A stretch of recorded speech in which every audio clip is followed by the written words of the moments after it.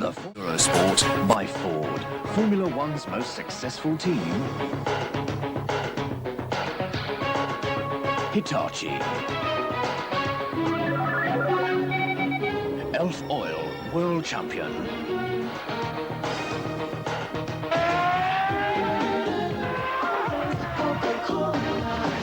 And Goodyear.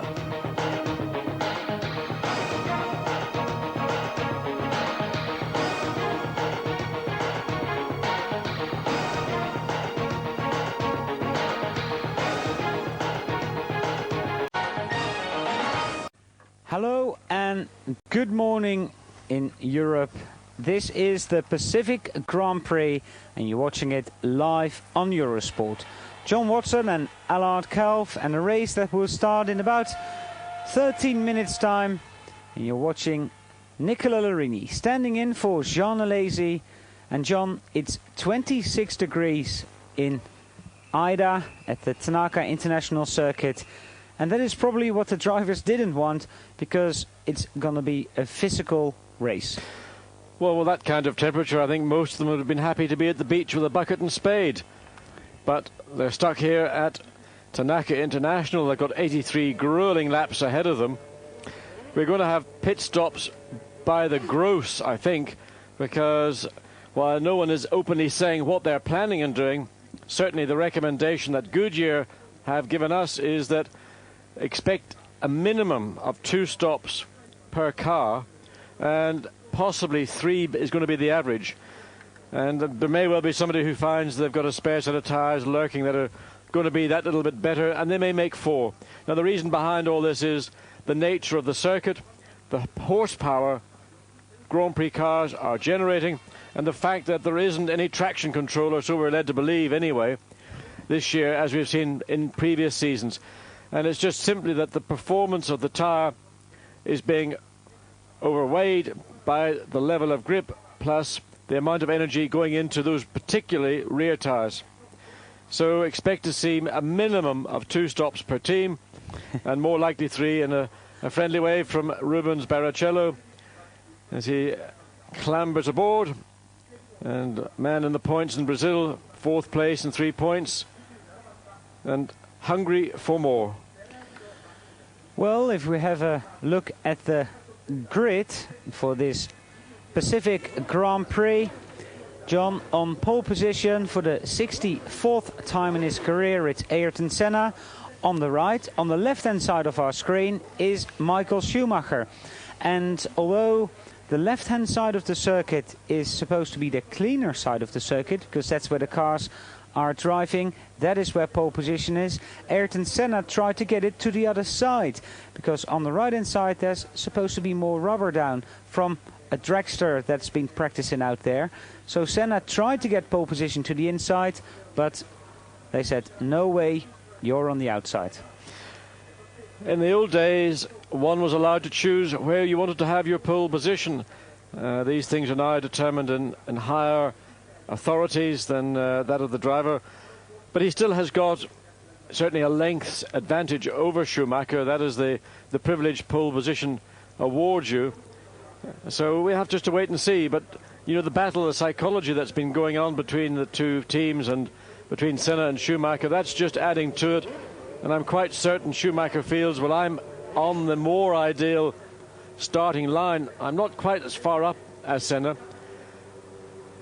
Well, we will know very shortly what the outcome of that little difference of views is regarding starting position, because whoever gets into that first corner first, certainly up until the first pit stop, ought to be able to control the outcome of the inaugural Pacific Grand Prix. Then we go to the second row of the grid, while we look at the third row with Gerhard Berger instantly. Damon Hill and Mika Häkkinen.